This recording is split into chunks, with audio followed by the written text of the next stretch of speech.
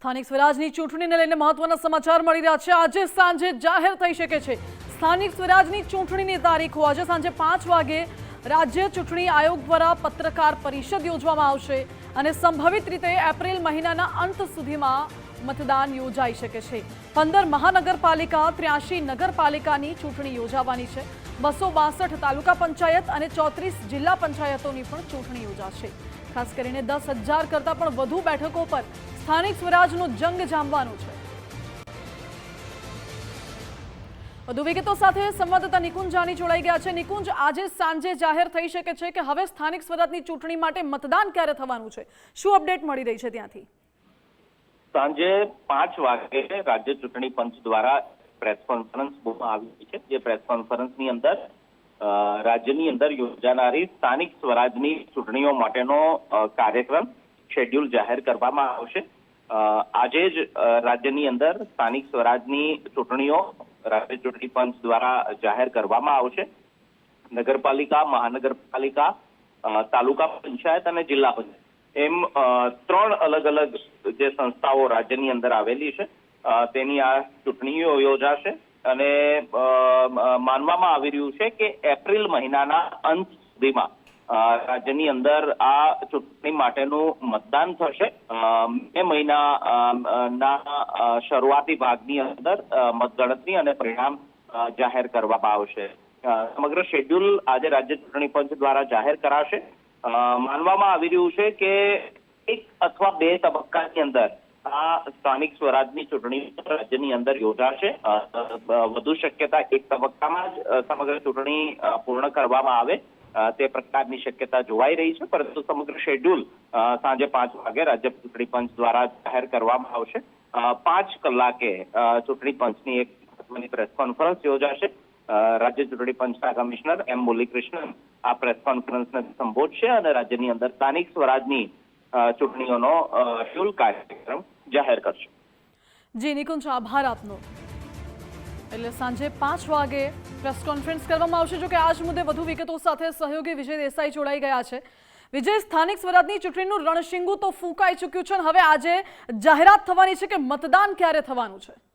જાહેરાત થવાની છે ને સૌ કોઈની નજર એ તારીખો પર રહેલી છે, કારણ કે છેલ્લે જ્યારે 2021ની અંદર આ ચૂંટણીઓ જાહેર થઈ હતી ત્યારે 23મી માર્ચ હતી કે જ્યારે આ સ્થાનિક સ્વરાજની ચૂંટણીઓ જાહેર કરાઈ હતી, પરંતુ આજે સાંજે 5 વાગે સત્તાવાર રીતે રાજ્ય ચૂંટણી આયોગ છે આ સ્થાનિક સ્વરાજની ચૂંટણીની જાહેરાત કરશે અને એ પૂર્વે આજે જોઈએ તો ગુજરાતની અંદર સમગ્ર રીતે જોઈએ તો રાજકીય ગરમાવો જોવા મળી રહ્યો છે, કારણ કે એક તરફ પક્ષ પલટાણ જેવું પણ આપણને જોવા મળી રહ્યું છે, તો સાથે સાથે રાજકીય પક્ષોની સક્રિયતા પણ એટલી જ જોવા મળી રહી છે, કારણ કે ભારતીય જનતા પાર્ટી દ્વારા અલગ અલગ જિલ્લાઓની અંદર સેન્સની પ્રક્રિયા ચાલી રહી છે, કોંગ્રેસ દ્વારા પણ સેન્સની પ્રક્રિયા ચાલી રહી છે, તો કોઈક જીપીસીસી ખાતે આવીને કોંગ્રેસ પાર્ટીમાં જોડાઈ રહ્યું છે, તો ક્યાંક કચ્છ જેવા જિલ્લાની અંદરથી એવી પણ વિગતો આવી કે જ્યાં કોંગ્રેસ છોડીને કોઈ ભાજપમાં જઈ રહ્યું છે, તો કોઈ ભાજપ છોડીને કોંગ્રેસમાં જઈ રહ્યું છે। આ પક્ષ પલટાની મોસમ વચ્ચે સૌ કોઈની નજર ચૂંટણીની તારીખો પર છે કે આખરે રાજ્ય ચૂંટણી આયોગ કયા પ્રકારે તારીખો આપે છે, કારણ કે 15 મહાનગરપાલિકાઓ છે, 84 નગરપાલિકાઓ અને સંજોગો વસાત ખાલી પડેલી બેઠકો સહિત કુલ મળીને 95 નગરપાલિકાઓની અંદર આ ચૂંટણીની અસર જોવા મળશે। ચૂંટણી જાહેરાત થશે, સાથે 34 જિલ્લા પંચાયતો જેમાં નવરચિત જે વાવથરાદ જિલ્લો છે એની ચૂંટણી પ્રથમ જિલ્લા પંચાયતની ચૂંટણી થવા જઈ રહી છે। આ ઉપરાંત અન્ય જિલ્લા પંચાયતોની ચૂંટણી પણ આવરી લેવાય છે। ખાલી પડેલી બેઠકોની અંદર પણ જે તાલુકા પંચાયત છે તે તમામ તાલુકા પંચાયતોની અંદર 260 કરતા વધુ તાલુકા જી વિજય, બિલકુલ આપની પાસે આવું છું। અત્યારે ભાજપના સહપ્રવક્તા જયરાજસિંહ પરમાર આપણી સાથે જોડાઈ ગયા છે। જયરાજસિંહ, સ્વાગત છે આપનું ગુજરાત ફર્સ્ટમાં। જયરાજસિંહ, સ્થાનિક સ્વરાજની ચૂંટણીનો જંગ જેનું રણશીંગુ ફૂંકાઈ ચૂક્યું છે, ભાજપ દ્વારા સેન્સ પ્રક્રિયા પણ ચાલી રહી છે અને આજે સાંજે જાહેરાત થવાની છે તારીખોની। આજે જે રીતે સ્થાનિક સ્વરાજની ચૂંટણીની અંદર આમ તો સામાન્ય રીતે સમય કરતા થોડુંક મોડું થયું છે। એનું કારણ છે કે નામદાર સુપ્રીમ કોર્ટના જે વર્ડિક્ટ હતા ઓબીસીના, એના કારણે બધી વ્યવસ્થા ગોઠવાયા પછી હવે સંપૂર્ણ રીતે ચૂંટણી પંચ અને ગુજરાત સજ્જ થઈ ગઈ છે। હવે જયારે આજે ચૂંટણીનું જાહેરનામું પડવાનું હોય ત્યારે 34 જિલ્લા પંચાયતો છે, 260 તાલુકા પંચાયતો છે, 84 નગરપાલિકાઓ છે, 11 નગરપાલિકામાં 13 બેઠકો હોય એવી બીજી 11 નગરપાલિકા છે અને 15 મહાનગરપાલિકાઓ છે। આમ મળીને આશરે 10,000 આસપાસ ઉમેદવારો રાજકીય પક્ષોએ પસંદ કરવાના છે। હવે 2 મુદ્દા આમાં છે।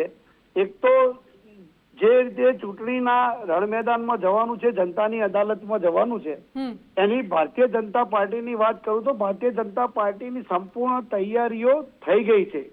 સંગઠન પર્વ પણ અમારું પૂરું થઈ ગયું છે. અમારે છેક પેજ પ્રમુખથી લઈને શક્તિ કેન્દ્રો, એના પછી બૂથ પ્રમુખો, બૂથ સમિતિઓ, એના પછી મંડળ સ્તરે તાલુકા, શહેર, એના પ્રમુખશ્રી, એના માળખા, બધી જે સંગઠનાત્મક કાર્યક્રમો સંપૂર્ણ પૂરા થઈ ગયા છે અને સંપૂર્ણ ચૂંટણીના મેદાનમાં ઉતરવા માટે ભારતીય જનતા પાર્ટી સંપૂર્ણ રીતે સુસજ્જ છે. સાથે સાથે નિરીક્ષકોથી લઈને બધી વ્યવસ્થા અમારી ગોઠવાઈ ગઈ છે. એટલે હવે જનતાની અદાલતમાં જવાની છે ભારતીય જનતા પાર્ટી. જે મેં કહ્યું એમ કે આશરે 1000 આસપાસ જિલ્લા પંચાયત, 5,500 આસપાસ તાલુકા પંચાયતના સભ્યો, નગરપાલિકાના એમ કરીને 10,000 સભ્યોમાં સૌથી મહત્તમ ભારતીય જનતા પાર્ટીના આગેવાનોનો વિજય થવાનો છે. બિલકુલ બિલકુલ. જયરાજસિંહ, સ્થાનિક સ્વરાજની ચૂંટણી છે એ વિધાનસભાની ચૂંટણી પહેલાનું ટ્રેલર માનવામાં આવે છે. કોંગ્રેસના નેતા મનીષ દોશી પણ આપણી સાથે જોડાઈ ગયા છે. ડોક્ટર મનીષ, આપનું સ્વાગત છે ગુજરાત ફર્સ્ટમાં. મનીષજી, ભાજપ વિકાસના મુદ્દાઓને લઈને સ્થાનિક સ્વરાજના રણ મેદાનમાં ઉતરવા જઈ રહી છે. આપના શું મુદ્દા હશે? આપનું શું કહેવું છે? વિકાસ કોનો એ શહેરની જનતાને, ગ્રામ્ય વિસ્તારની જનતા પૂછી રહી છે. બધી મારા મિત્રોએ વાત કરી, પણ એ નથી કીધું કે અમે 20 વર્ષ 30 વર્ષમાં વિસ્તારની અંદર શું કર્યું. અમદાવાદ જેવા મહાનગરની અંદર 24% વિસ્તારમાં શુદ્ધ પીવાનું પાણી નથી મળતું. એર ક્વોલિટી ઇન્ડેક્સ કેટલો જતો રહે છે અને કેવી ફરજીવાદી થાય આપણે જોયું છે. હાટકેશ્વર બ્રિજ જે ભ્રષ્ટાચારનો બેનમૂળ નમૂનો એ ગુજરાતે જોયો છે. એટલે આખી ચૂંટણી છે એ કમલમ કમિશન કૌભાંડ અને કટકીના ખેલ ઉપર ગુજરાતને લૂંટવામાં આવ્યું છે નાગરિકોમાં, એના ઉપર આ થવાનું છે. એટલા માટે જ આ વાત કહું છું. ઓકે જયરાજસિંહ, આપણે સાંભળ્યું હશે આક્ષેપો કરવામાં આવી રહ્યા છે. હું આપના ગુજરાત ફર્સ્ટના માધ્યમથી પહેલા તો કહું કે આ ઘસાઈ ગયેલી કેસેટ મારા પરમ મિત્ર મનીષભાઈ છેલ્લા 20 વર્ષથી હારે છે અને આ જ મુદ્દાઓ લઈ તકલીફ આ જ છે કોંગ્રેસની કે મુદ્દાઓ નથી બદલાતા. સમય બદલાય, ચક્ર બદલાય, ઋતુ બદલાય, કેલેન્ડર બદલાય, પણ મુદ્દાઓ બદલાતા નથી. આ ઘસાઈ ગયેલી એકના એક કેસેટ 25 વર્ષથી નેતાઓ બી એના એક કેસેટ ઘસાઈ ગયેલા, એમની ચૂંટણી સમિતિઓ એના એક ઘસાઈ ગયેલી, આગેવાનો એના એક ઘસાઈ ગયેલા અને મુદ્દાઓ એના એક ઘસાઈ ગયેલા. હવે એના મુદ્દા એક વખત તમે ચેક ભરી દીધો બેંકમાં, વપરાઈ ગયો, ચેક ફરીથી ના ભરી શકાય. એક વાર કારતૂસ ફૂટી ગઈ, બીજી વાર કારતૂસ ના ચાલે. પણ છતાંય કોંગ્રેસ આજ સુધી સમજી શકી નથી અને એના એ મુદ્દાઓ લઈ જવાનું. જેને જનતાએ સ્થાનિક સ્વરાજમાં, એમાં નગરપાલિકાઓ, જિલ્લા પંચાયતો, તાલુકા પંચાયતો બધે નકાર્યા, પછી વિધાનસભામાં નકાર્યા. હવે વિરોધ પક્ષમાં બેસવાને લાયક પણ નથી.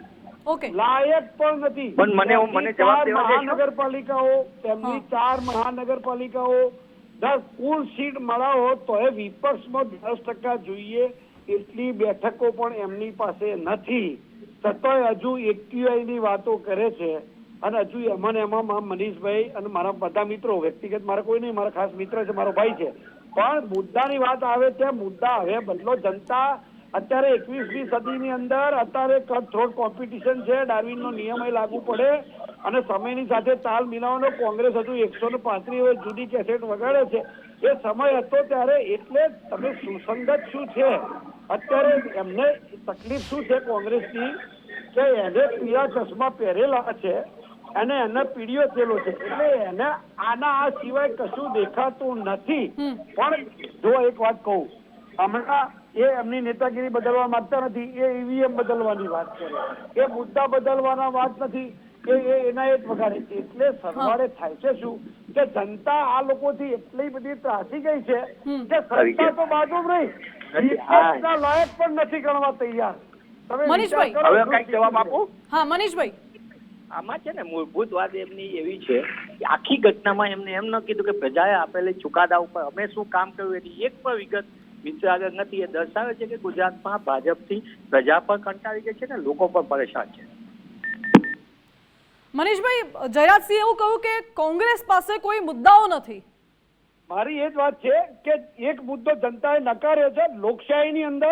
લોકશાહીની અંદર જનતાની અદાલતમાં જનતા જે મંજૂરીની મોહર મારે છે, તમને પસંદગી માટે સિક્કો બટન દબાવે છે, એ તમારા 5 વર્ષના સરવૈયા આદરણીય મોદી સાહેબના વિકાસના કાર્યક્રમો, ભૂપેન્દ્રભાઈ સરકારના વિકાસના કાર્યક્રમો સ્થાનિક જનતા સુધી એ પરકોલેટ થઈ અને છેક અનટુ ધ લાસ્ટ છેલ્લા છેવાડાના માણસ સુધી એ વાત પહોંચી હોય.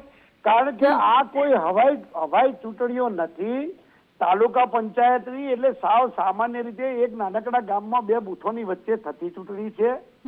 તમામ જ્ઞાતિ સમીકરણ એમાં આવે, એના પછી ભૌગોલિક સમીકરણ આવે, એમાં લિંગભેદ આવે, પ્રાંતવાદ, બધું કર્યા પછી જો ભારતીય જનતા પાર્ટીનો વિજય થતો હોય તો વિપક્ષે સ્વીકારવું પડે કે છેલ્લા 30 વર્ષથી વારંવાર અને વધતો જતો જનાદેશ આ શું બતાવે છે, મને વાત સમજાવો.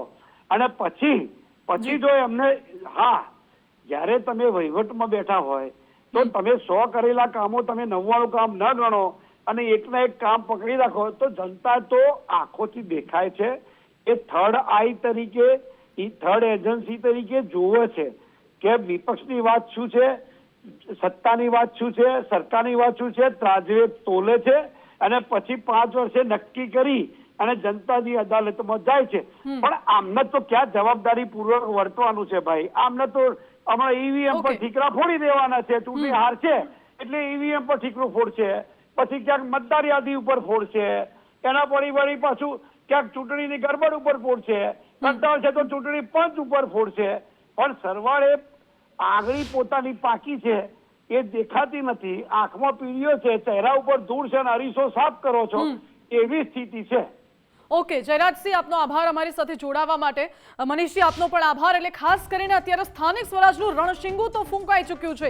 વિકાસના મુદ્દાઓને લઈને ભાજપ મેદાનમાં ઉતરવાની તૈયારી કરી રહ્યું છે. બીજી બાજુ જે વિસ્તારોમાં વિકાસ નથી થયો, જે વિસ્તારોમાં લોકોને સમસ્યા પડે છે, હાલાકી પડે છે, એ મુદ્દાઓ સાથે કોંગ્રેસ ચૂંટણી મેદાનમાં ઉતરવાનું વિચારી રહી છે. જો કે આ બધાની વચ્ચે સ્થાનિક સ્વરાજની ચૂંટણીનું જે જંગ છે ખૂબ રસપ્રદ રહેવાનું છે, કારણ કે ભારે રસાકસી ભર્યો માહોલ જોવા મળશે. ભાજપ, કોંગ્રેસ, આમ આદમી પાર્ટી પણ ચૂંટણીના મેદાનમાં ઉતરે તેવી પ્રબળ શક્યતા જોવા મળી રહી છે.